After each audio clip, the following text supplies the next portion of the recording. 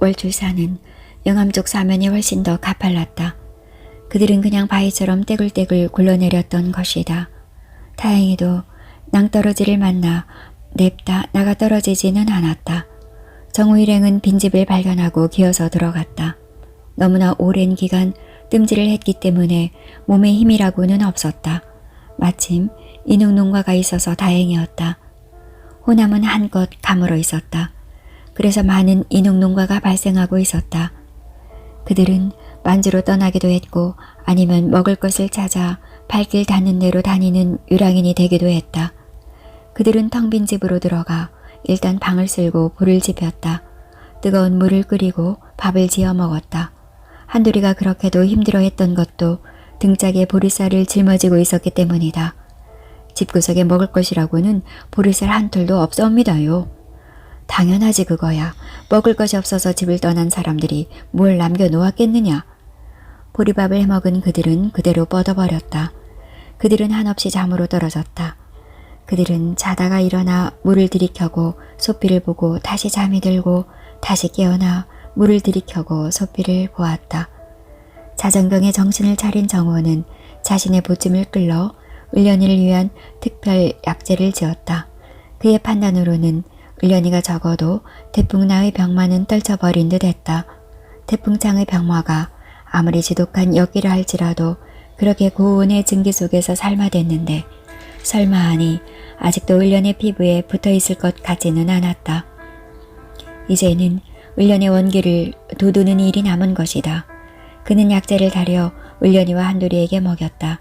한돌이는 큰 부상에서 어느 정도 회복했으나 아직까지 완벽하지 않았다.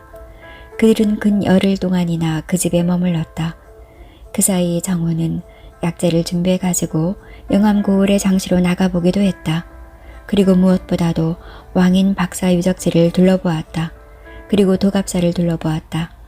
도갑사 올라가는 길은 불띠째나 느리째처럼 인적이 끊어져 있지 않았다. 그러니까 태풍창 환자들이 여기는 손을 대지 못하고 있었다. 대읍이 영암고을을 끼고 있기 때문이었다. 날이 저기 저 강이 무슨 강이 옵니까요? 이제 서서히 원기를 차리는 한돌이가 집 밖으로 나가 영암고을을 한눈으로 살피고 있었다. 그는 이제 거의 지리학자가 되어 있었다. 저 강이 바로 사오강이다. 그러니까 영암고을은 사오강의 하구 좌안을 저렇게 쌓아안고 있는 것이다. 그럼 강의 우한은 어느 고을이? 그것이 바로 목포고을이다. 그러니까 목포고을과 영암고을은 사오강을 사이에 두고 마주보고 있는 셈이다. 두 고을 사람들은 강의 하류에서 나룻배를 이용해서 서로들 왕래를 하고 있다. 그러나 을련이는 좀처럼 원기를 회복하지 못했다. 매창에서의 회복이 완전하지 못한 상태에서 그녀는 너무나 철저하게 당해버린 것이었다. 그녀의 몸은 엉망이었다. 두 개의 유두가 떨어져 나갔고 국부가 크게 파여버렸다. 처참, 바로 그것이었다. 정우는 정말이지 을련이를 살릴 수 있다는 자신감을 상실하고 있었다. 그는 무엇보다도 그녀가 놈들의 야욕에 처참하게 희생물이 되었다고 한다면 그녀의 여성으로서의 기간이 오염되었을 가능성이 아주 높다는 생각을 했다. 그런데 참으로 딱한 일이었다. 자신은 풍부한 임상 경험을 쌓은 의원이 아닌 것이다. 학자가 여기로 의사를 읽는 수준에 머물러 있는 것이다. 살인적인 증기뜸질로 태풍장의 병마를 제거했다고는 하지만 여성의 기관에 침착되어 있을 오염물질을 제거했다고는 장담할 수 없었다. 정호는 영암 장시에 나가 한의원을 둘러보았다. 강력한 항염제를 준비했다. 온 나라가 궁핍한 시절이라 항염제가 풍부하게 있을 턱이 없었다. 그가 구할 수 있는 약재라고는 황기, 당귀, 지황, 천궁, 백지 등이었다. 정호는 그대로 물동량이 많은 고을인 목포와 해남까지 가서 이들 약재를 금전이 허락하는 한 많이 구했다. 그는 놈들의 정액이 담겨있을 을련의 애기집을 드러낼 궁리를 하고 있었던 것이다. 그는 이것이 가능하다는 생각을 했다. 그가 약재로 모은 것은 전쟁터에서 병사들이 창자가 튀어나오는 중상을 입었을 때에 쓰는 약재에 준하였다. 태풍창은 한 번 걸리면 아주 고약하지만 잘 걸리지 않은 병의 특성이 있었다. 그러나 몸의 원기가 회복되지 않은 상태의 을련에게 그런 무모한 시술을 가할 수는 없는 일이었다. 사람의 생명이란 오묘한 것이어서 자연의 순리에 따라야지 그러지 못할 때에는 역기능이 틀림없이 따른다. 정호는 자신의 생각을 실제에 옮길 수 없다는 결론을 내렸다. 그는 감히 십전대보탕을 좀 강하게 만들어 복용시켰다. 그것은 여자의 하혈을 아주 강력하게 촉진하는 약재였다. 을련이는 이 약재를 복용하면서 무한정 하혈을 해댔다. 하혈은 악취가 코를 찔렀다. 그녀가 빠른 회복을 보이지 않는 이유를 알아낸 듯 했다. 숙지황, 당귀, 천궁, 백작약, 황기, 백줄, 백복령, 인삼, 계피, 감초, 항부자를 각각 1.5돈씩 달여 하루에 2번씩 한 달가량 복용시킬 작정이었다. 이 약재는 부인이 급성 전염병에 전염됨으로써 무혈경 상태가 되었을 때 복용시키는 비방이었다. 정우는 이 약재를 을련에게 투여하는 일방, 그녀의 애기집을 집중적으로 증기로 찜질을 시켰다. 그 주변에 불에 단 인두로 지졌다. 그리고 새 끼니를 아주 조심해서 먹도록 했다. 그녀의 원기를 돋우기 위해서였다. 이것을 위해서는 웅담이나 인삼이 특효였으나 구하기가 아주 어려웠다. 한 열흘을 이 새로운 처방에 따라 치료했다. 을련이는 조금씩 얼굴에 화기를 띄어갔다. 정우의 처방이 정타를 친 듯 했다. 이제 한돌이는 보행이 자유로워졌다. 그는 어느 날 집에서 몸을 감추었는데 새벽에 나타난 그의 두 손에는 인삼뿌리가 쥐어져 있었다. 날이 을련이 아주머니에게 먹여주십시오. 절대로 탈나지 않도록 했으니 걱정을 마십시오. 고맙구나. 하지만 2번 다시 이런 짓을 하지 말거라. 일이 벌어지면 우리는 관가에 넘겨지게 된다. 그러면 우리는 정말 모든 것이 끝장이 나고 마느니라. 잘 알아 모시겠사옵니다요. 한 달간을 이렇게 영암 얼줄산 기슭에서 보낸 끝에 을련이는 원기를 되찾았다. 그녀는 비로소 보행이 가능해졌던 것이다. 그러는 사이 여름 한철이 다 흘러가 버렸다. 벌써 후남벌에는 먼 지평선을 타고 배가 누렇게 익기 시작했다. 정우 일행은 영암을 떠났다. 진주성으로. 날이 소인놈의 머리에 떠나지 않은 의문점이 하나 있사옵니다요. 물어보아라. 다름이 아니오라 나주에서 영암 강진으로 이어지는 길이 소위 말하는 호남벌을 관통하는 삼남대로의 끝부분인데 어찌 우리가 다녀온 것과 같이 그렇게 험한 길이 있사옵니까요? 좋은 점을 생각했구나. 우리가 다녀온 길은 분명히 영암에서 강진으로 넘어가는 길인 것은 틀림이 없으나 삼남대로는 아니다. 내 놈이 월출산을 보고 싶다고 해서 강진에서 율치와 불티째 느리째로 이어지는 월출산 경유 영암길을 택했을 뿐이다. 강진고을에서 직접적으로 영암으로 가는 길이 있느니라. 그 길에는 동치라는 제가 하나 있기는 있지만 나지막하고 길이 아주 평탄한 편이다. 소인놈의 말 한마디에 나리와 아주머니가 너무나 큰 고생을 하셨습니다요. 죽을 죄를 지었습니다요. 한돌아, 지나간 얘기는 더 하지 말거라. 우리에게는 지금 오늘과 내일이 있을 뿐이다. 과거는 없는 것이다. 그것은 역사 속으로 사라져버렸다. 그것은 역사학자의 소관사항이지 우리와는 아무런 관계도 없느니라. 황금색으로 출렁이는 가을의 호남벌에는 아득하게 지평선이 그어져 있었다. 알 수 없는 감동이 정우의 가슴으로 흘러들었다. 날이 저기 지평선이 을련이도 들녘을 가리켰다. 지금 그녀가 죽지 않고 이렇게 살아있는 것은 완전히 기적이었다. 그녀가 대풍창에 이완되었다고는 볼 수는 없었다. 대풍창이란 원래가 그렇게 쉽게 이완되는 병이 아니다. 그러나 철저하게 그 병마에 이완되지 않았다고 말할 수 있는 근거는 어디에도 없었다. 대풍창은 정체가 애매한 병이었다. 도대체 그 병이 왜 걸리는지 아는 사람이 없었다. 허준 선생도 딱 부러지게 그 병에 걸리는 이유에 대해서는 말하지는 않았다. 다만 그 병을 지금 알고 있는 사람에게 가까이 가면 좋지 않다는 사실을 가르치고 있을 뿐이었다. 정우는 그 병을 알고 있는 사람의 환부에 다른 사람의 몸이 되어졌을 때 병이 역기를 타고 건너오는 것이 아닐까 하는 생각을 하고 있었다. 그러니까 그 역기는 몸과 몸이 되어졌을 때에만 건너오는 것으로 알고 있었던 것이다. 그러므로 환자의 환부에 되었던 미 환자의 피부를 증기찜질을 하거나 불에 단 인두로 지져대는 수밖에 없다는 결론이었다. 그래야만 거기에 붙어있던 전변의 엽기가 죽을 것이기 때문이었다. 정우는 좌우간에 을련이를 앞으로 잘 관찰해보는 수밖에 없다는 결론을 내려놓고 있었다. 자신으로서는 최선을 다했지만 정말 알 수 없는 병이 바로 이 대풍창이었다. 정우는 보행이 자유롭지 못한 을련이와 한돌이를 데리고 걷느라고 마음껏 걸음을 옮겨 놓을 수가 없었다. 그래서 하루해가 거의 져가는 무렵에야 나주고을에 닿았다. 나주는 정우가 생각했던 것보다는 훨씬 규모가 컸다. 다산의 경세 유포에는 나주목의 토지 결수가 28,000결로 전국 제1이라 하였다.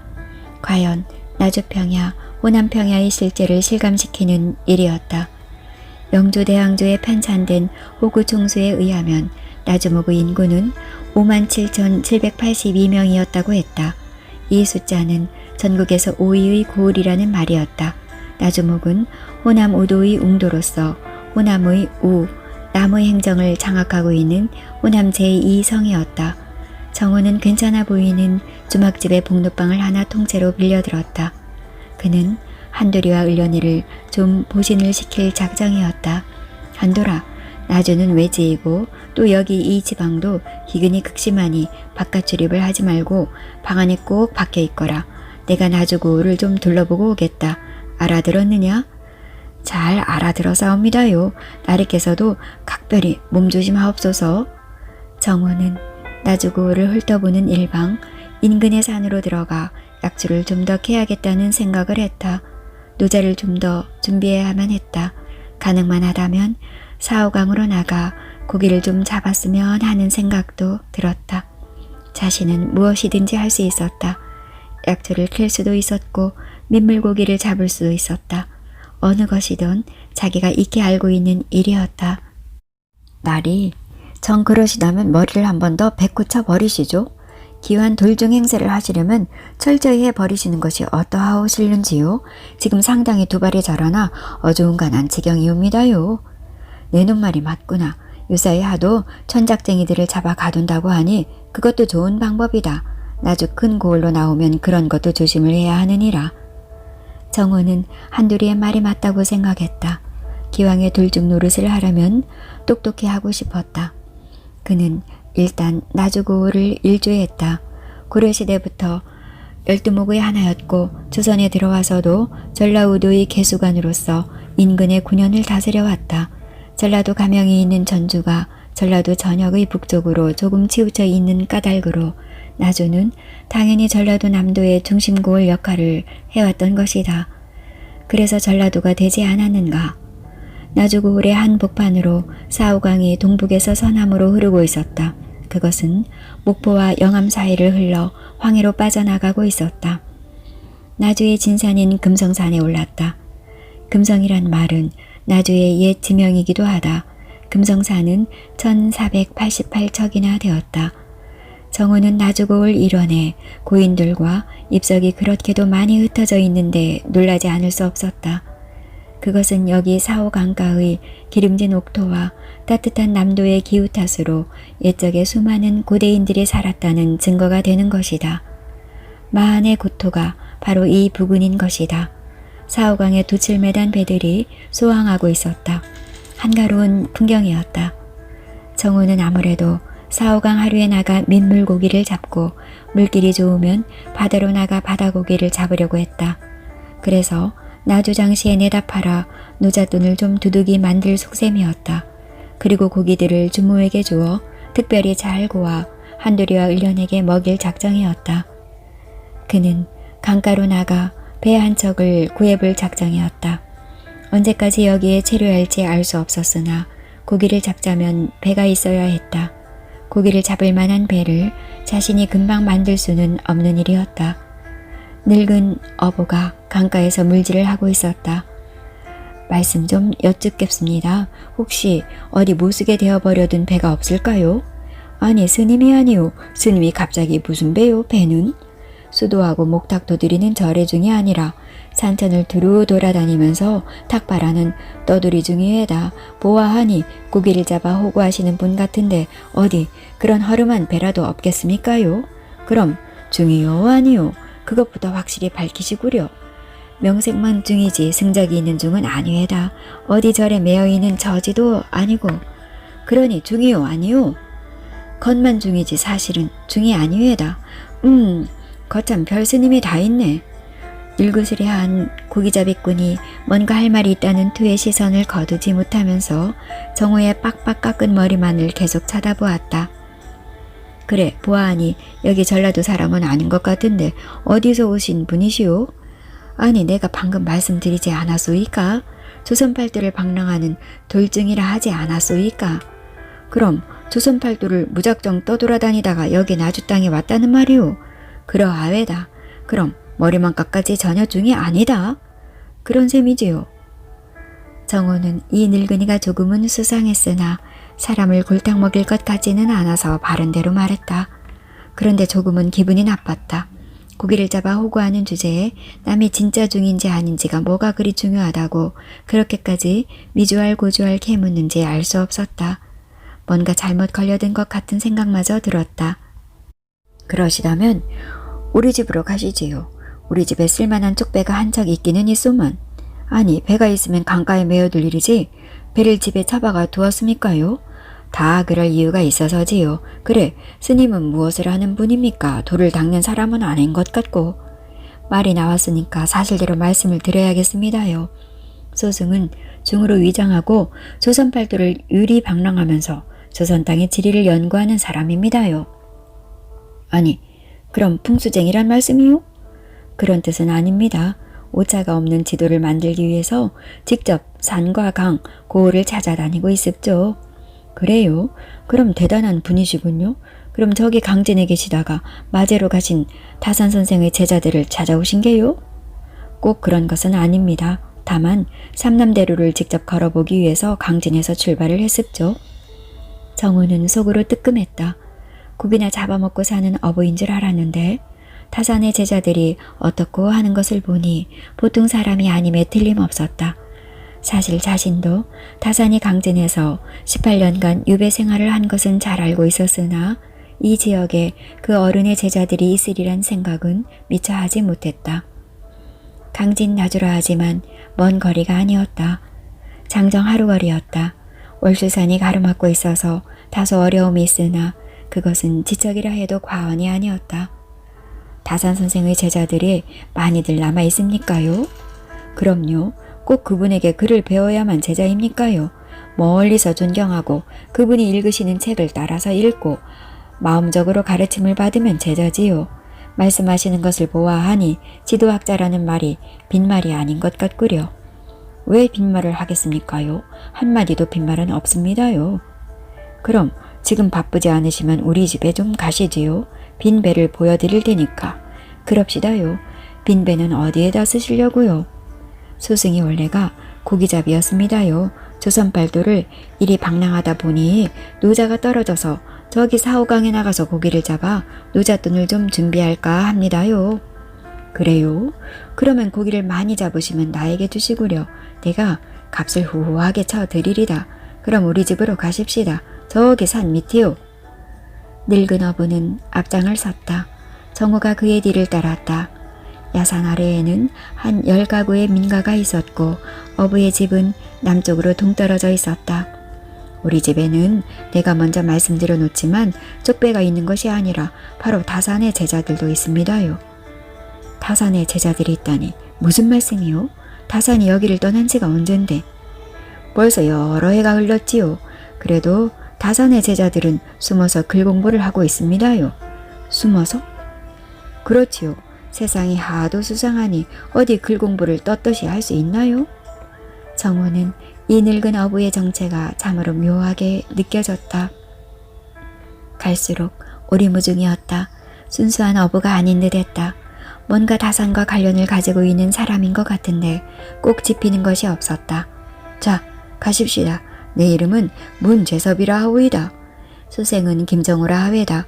호를 고산자라 하옵니다. 그들은 중인풍에 자기소개를 했다. 강의 하류 쪽으로 있는 문제섭의 집에는 여러 가지 어구가 널려 있었다. 과연 그가 가르치는 곳에는 꽤 끔찍한 쪽배 한 척이 땅에 뉘어져 있는 소나무 줄기들 위에 얹혀 있었다. 저 배를 언제든지 필요할 때 쓰시구려. 뱃삭은 없으니 걱정하지 마시오. 원 그럴 수가 있습니까요? 문제섭은 정호를 사랑으로 안내했다. 학자의 방은 아니었으나 그런대로 큼직했고 깨끗하게 정리되어 있었다. 그리고 기이하게도 방의 한쪽 귀퉁이가 아니라 방의 한가운데 큼직한 책상이 놓여 있었다. 쇠죽을 끓여서 그런지 방이 뜨끈뜨끈했다. 집안이 쥐 죽은 듯이 조용했다. 먼 데서 사오강 흘러가는 소리만이 들려올 뿐이었다. 정호는 사랑방에서 문제섭의 처가 내오는 점심상을 받았다. 그런대로 반찬이 갖추어진 상이었다. 몇 가지 어물 요리도 올려져 있었다. 참으로 오래간만에 사람의 밥상다운 밥상을 받아보는 정호였다. 우리 집은 약주를 하지 않아 대접을 못하겠습니다. 아니 염려 마십시오. 소생도 약주를 하지 못합니다. 우리 집에서는 담배도 피우지 않사옵니다. 아 그래요? 소생도 담배를 하지 않습니다. 아무래도 스님은 스님이군요. 분명히 말씀드리지만 소생은 승적이 있는 중에 아니옵니다. 조선팔도를 돌아다녀야 하는 지도학자로서 어떤 편리함을 위해서 그냥 머리를 깎고 있을 뿐이옵니다. 아 그러셨던가요? 그렇게 말씀하셨지요 참. 그 얘기는 두 번 다시 하지 않겠습니다. 그러시면 한 가지 물어보겠습니다요. 그냥 고기나 잡아먹고 사는 놈이라 세상 이치를 도대체 모르고 살아가고 있사옵니다요. 말씀하시지요. 우리 조선 사람들은 워낙 효심이 지극하고 나라님을 섬기는 마음이 지극합니다. 그래서 우리 백성들은 적어도 5대주까지는 제사를 지내고 또 나라님이 계시는 곳을 향해 경배를 합니다. 그런데 소이놈의 무식한 생각으로 제사를 지낸다 함은 망자의 귀신에게 예를 차린다는 뜻이온데 그 귀신들에게 먹을 것과 마실 것을 드린다는 것은 조금은 모순이 아니옵니까? 그렇게 많은 귀신이 있다면 이 땅은 살아있는 사람의 땅이 아니라 죽어버린 분들의 귀신들의 땅이 아니올는지? 정호는 이크 속으로 놀라지 않을 수 없었다. 바로 천주 학쟁이를 만난 것이다. 정호가 아직 태어나기도 전에 영조대왕의 계비 정순황후, 김대왕대비의 명으로 수많은 천주 학쟁이들이 목이 달아난 적이 있었다. 그 해가 정조대왕이 승하하시고 지금의 나라임님이신 순조대왕이 즉위하신 바로 그 해였다. 4136년의 일이었다. 이 해에 바로 다산 정약용 선생의 강진유배가 결정된 것이다. 천주교인 색출 방법으로 오가 작동법이 시행되고 이승훈, 이가환, 권철신 등 당대의 뛰어난 실학자들이요 선구적인 신자들이 효수되었다. 그런가 하면 최초로 우리나라에 들어온 천주교 사제인 청국인 주문모 신부와 다산의 형 약종도 효수되었다. 약용은 강진으로 유배되었다.